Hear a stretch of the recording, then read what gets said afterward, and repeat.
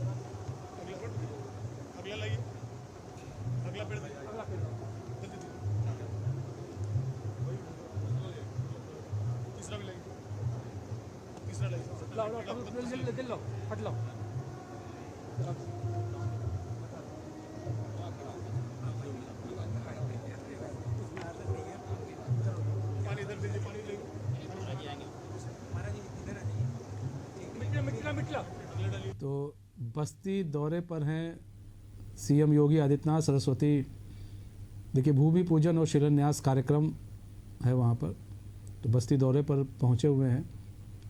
सरस्वती शिशु मंदिर में भूमि पूजन कार्यक्रम है। देखिए तो भूमि पूजन और शिलान्यास कार्यक्रम में पहुंचे हुए हैं और पौधारोपण करते हुए, एक पेड़ लगाते हुए सीएम योगी आदित्यनाथ।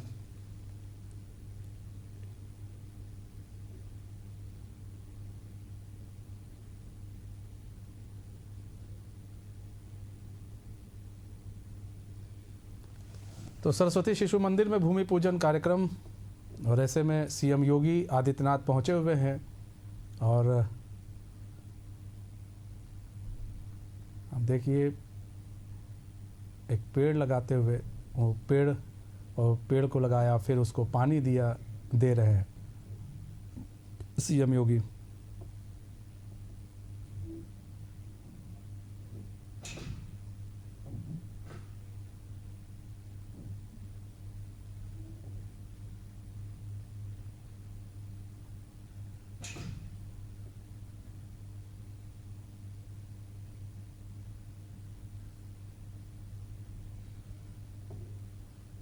तो बस्ती दौरा है सीएम योगी का, सरस्वती शिशु मंदिर में भूमि पूजन कार्यक्रम है। अब देखिए पेड़ को लगाने के बाद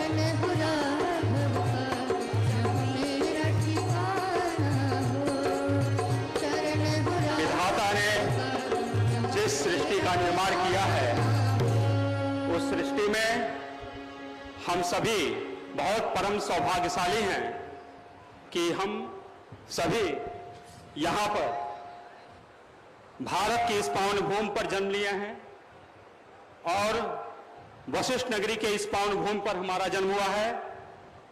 हम सबके बीच हम सबके आदरणीय माननीय मुख्यमंत्री जी का आगमन हो चुका है। हम सभी पूरे भाव के साथ, श्रद्धा के साथ, सम्मान के साथ जब हमारे यहाँ कोई अतिथि आते हैं, वो भी वो जो संत हों, तो ऐसे दृष्टि में हम सभी का क्या भाव रहता है, क्या सम्मान रहता है, या सब हम लोग एक स्वर में आपके आने पर यहां पर खड़े होकर उनका अभिनंदन, स्वागत, वंदन करेंगे। भारत माता की, भारत माता की, भारत माता की।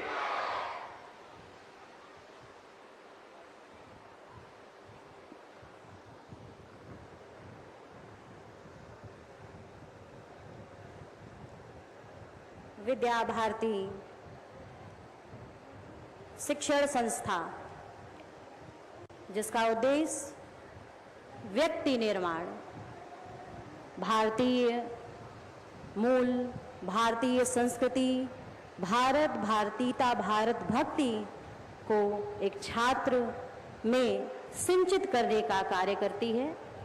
आज उसी श्रृंखला में हमारा एक और विद्यालय पुष्पित होने को चला है, जिसके लिए हम सब यहाँ एकत्रित हैं। पीछे भूमि पूजन का कार्य संपादित हो रहा है। कुछ ही क्षण में हम सभी यहाँ अपने मुख्य अतिथि को देख पाएंगे। आप सभी उत्साह से भरे हुए हैं। अभी कुछ ही क्षण शेष हैं हम सबके बीच में।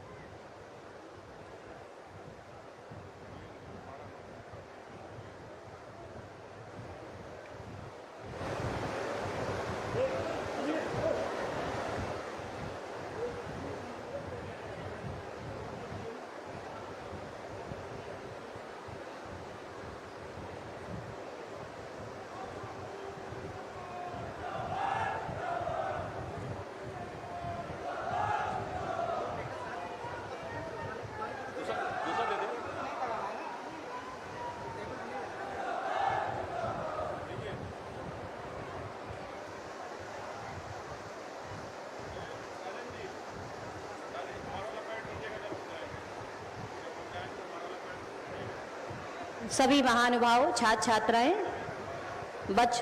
कुछ ही क्षण शेष हैं। कृपया धैर्य बनाकर रखें और बार बार अपने यथास्थान से उठे नहीं, अपनी कुर्सियों में ही बैठे रहें। हम सभी इस पावन पुनीत कार्य हेतु यहाँ उपस्थित हुए हैं। आप अनुशासन बनाकर यहाँ बैठे रहें।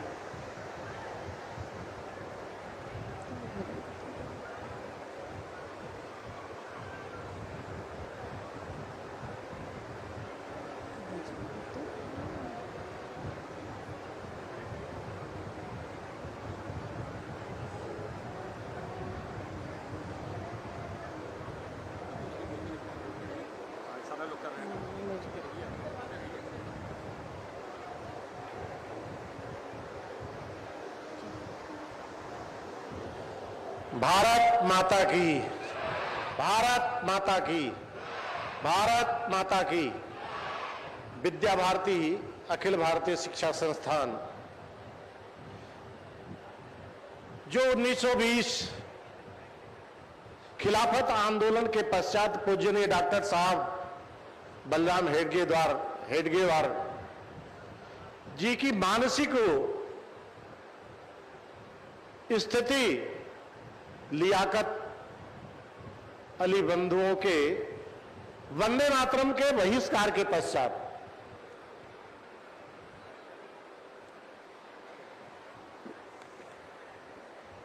सुस्वागतम, सुस्वागतम, सुस्वागतम। उत्तिष्ठ।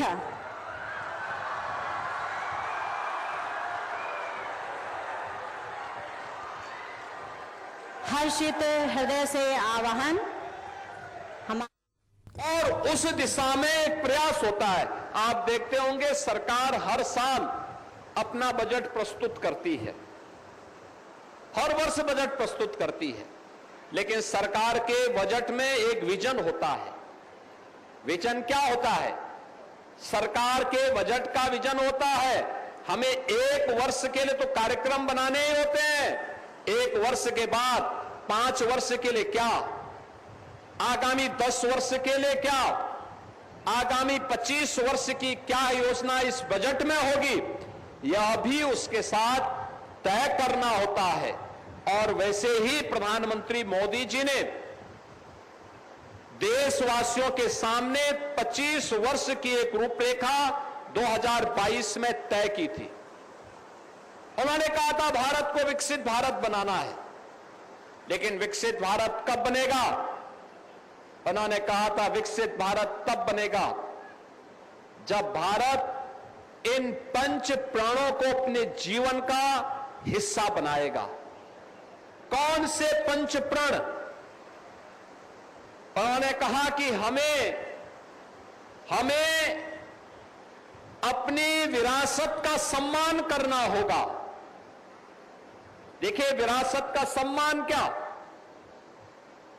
हमें अपने पूर्वजों और अपनी परंपराओं पर गौरव की अनुभूति करनी होगी, उन्हें मजबूत करना होगा, उन्हें अपने जीवन का हिस्सा बनाना होगा। और उसी की कड़ी थी जब आपने देखा होगा पूर्वजों ने एक संकल्प लिया था, एक देश में 2 विधान, 2 निशान और 2 प्रधान नहीं चलेंगे का उद्घोष 1953 में डॉक्टर श्यामा प्रसाद मुखर्जी ने की थी। और कश्मीर में शेष भारत का कानून लागू हो, इसके लिए उन्होंने जब संघनाद किया था, इसके लिए उन्हें बलिदान देना पड़ा था। 1953 से लेकर के 2019 तक यह व्यवस्था कश्मीर के लिए चलती गई। कश्मीर में धारा 370 1952 में कांग्रेस ने बाबा साहब भीमराव अंबेडकर के न चाहने के बावजूद जबरन लागू किया, लेकिन डॉक्टर श्यामा प्रसाद मुखर्जी के इस संकल्प को साकार किया।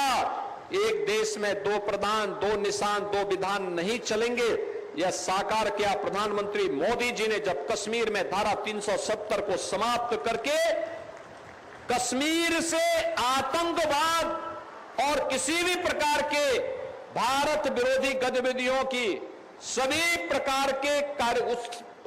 प्रकार की उनकी गतिविधियों और साजिशों को एक झटके में समाप्त करके कश्मीर को भारत के कानून के साथ जोड़ने का काम किया। विरासत का सम्मान क्या?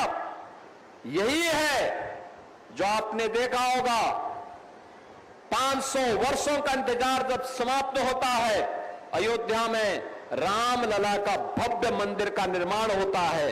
विपक्षी दलों के लिए लगता था कि यह नहीं हो सकता, ये नहीं होना चाहिए, लेकिन संकल्प था राम भक्तों का और मर्यादा पुरुषोत्तम प्रभु श्री राम भारत के आदर्श हैं, भारतीयता के प्रतीक हैं। जब महर्षि वाल्मीकि ने नारद जी से पूछा कि मुझे कुछ लिखना है, ऐसा कौन सा आदर्श होगा जिसके बारे में मैं लिख सकूं, तो उस समय महर्षि वाल्मीकि को नारद जी ने यही कहा कि भाई ये देश के अंदर वर्तमान में दुनिया के अंदर इस धरती में एक ही चरित्र है जिस पर लिखा जा सकता है और वह चरित्र राम का है, श्री राम पर लिखो।